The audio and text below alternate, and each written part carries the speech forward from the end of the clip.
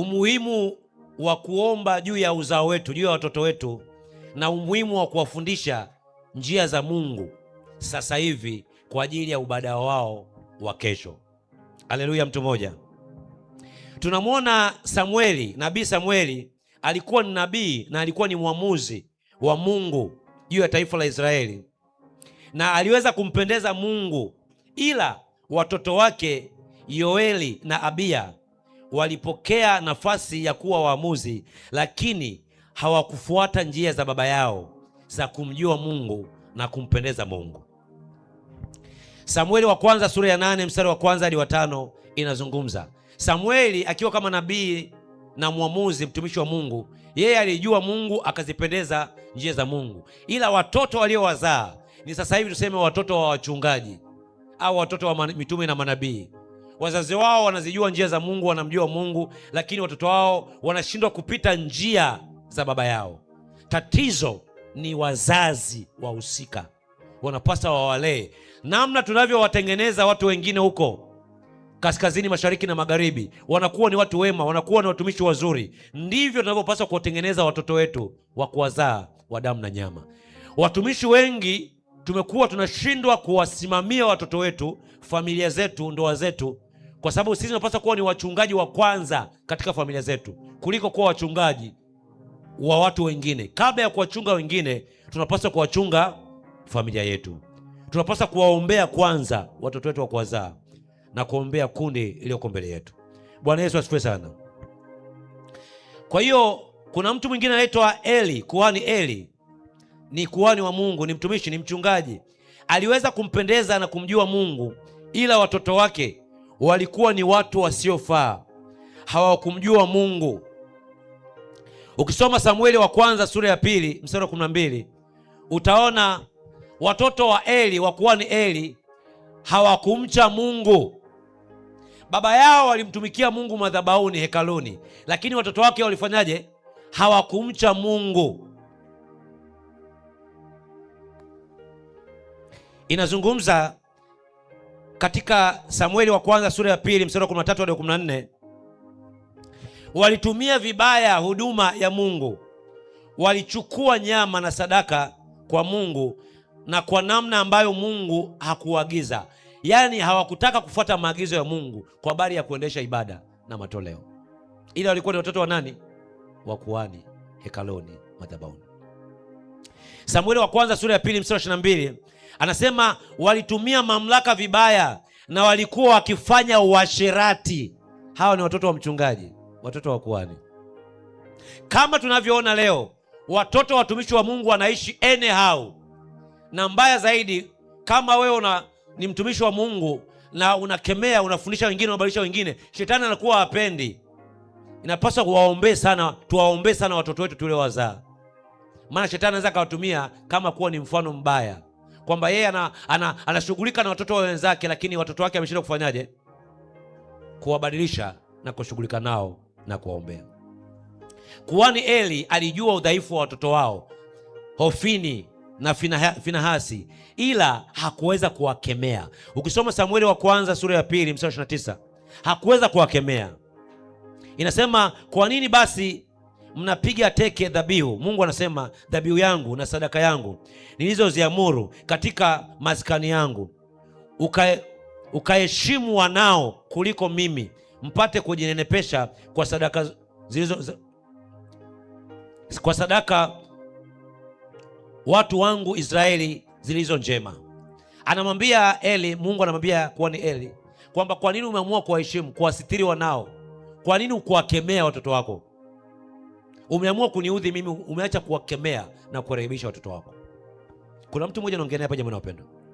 Samueli wa kwanza sura ya 3 mstari wa 13, Mungu anaihukumu nyumba ya Samueli kwa sababu ya uovu alioujua, kwa kuwa wanaye walileta uovu, lakini hakuweza kuwakemea. Anamhukumu nyumba ya Samueli. Eli kuhani alishindwa kuwakemea watoto wake. Samueli alishindwa kuwakemea watoto wake, hata kama alikuwa ni wapaka mafuta. Kuna namna tunapaswa kuwalea watoto katika namna na njia za Mungu, waweze kuenenda kama sisi tunavyoenenda. Haleluya, mtu mmoja.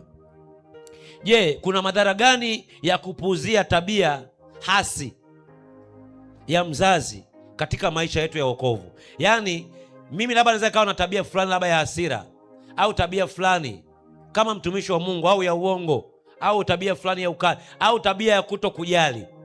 Namna gani kupuuzia tabia nilionayo mimi inaweza ikaathiri watu naoongoza au watoto niliowazaa kutoka kwenye kiuno au kwenye matumbo ya kina mama. Kumbuka Musa alikuwa ni mpaka mafuta, ni nabii wa Bwana, ila alikuwa na changamoto ya hasira. Alikuwa ni mtu mwenye ghadhabu ambayo ilimfanya asiweze kuingia katika nchi ya Kanaani, kwa sababu Mungu alimwambia, kwa kuwa alikuwa na hasira na ghadhabu, na wana wa Israeli walimchosha, walimfika mahali wakamtia kasirani. Hesabu sura 20 mstari wa 10 hadi 12.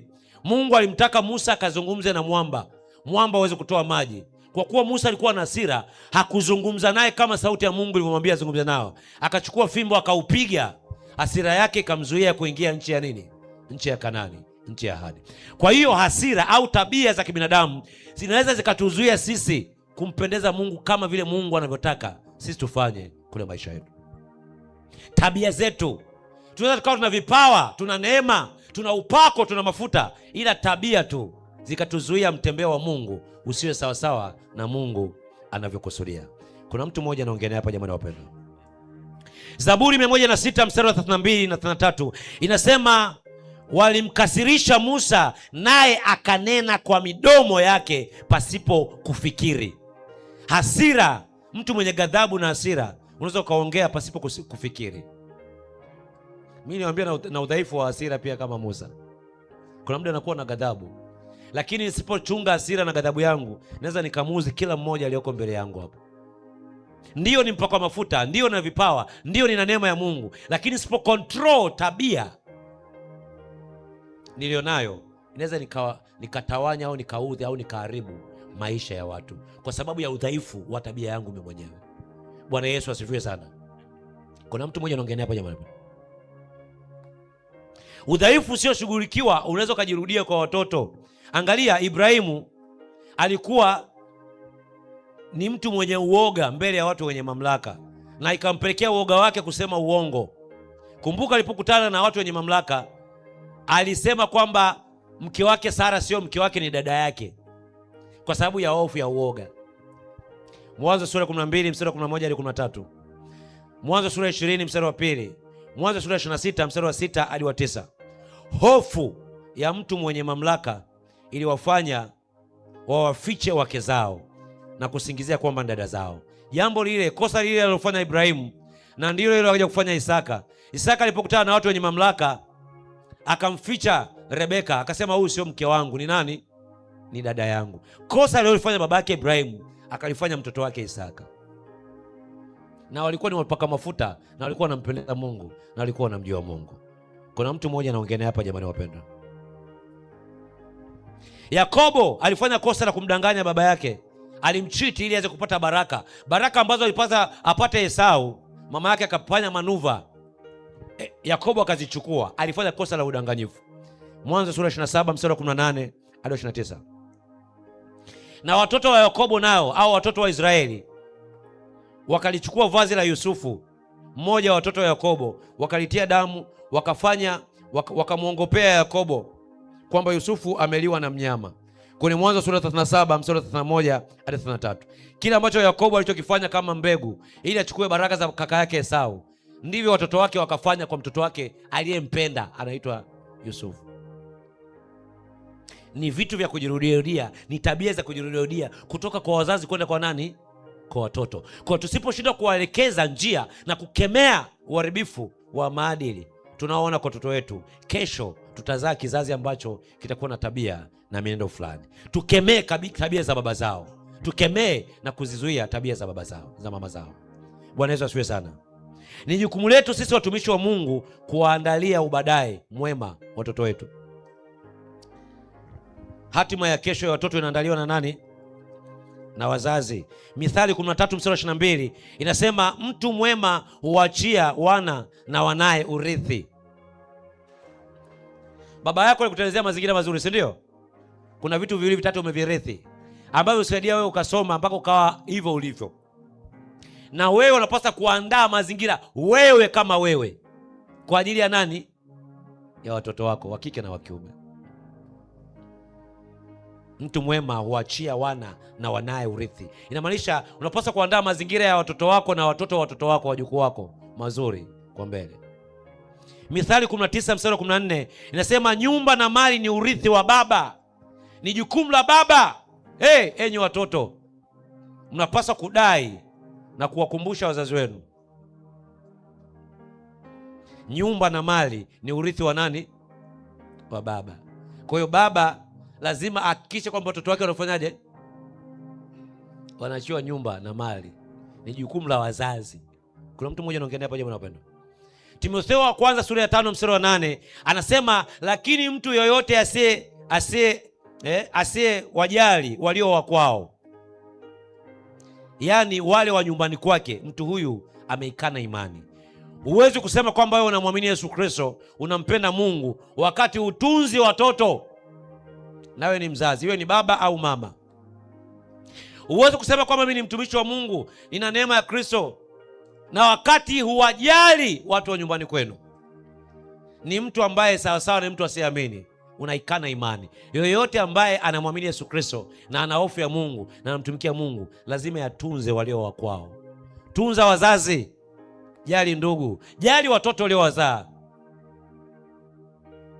Bwana Yesu asifiwe sana. Unakumbuka kisa cha mjane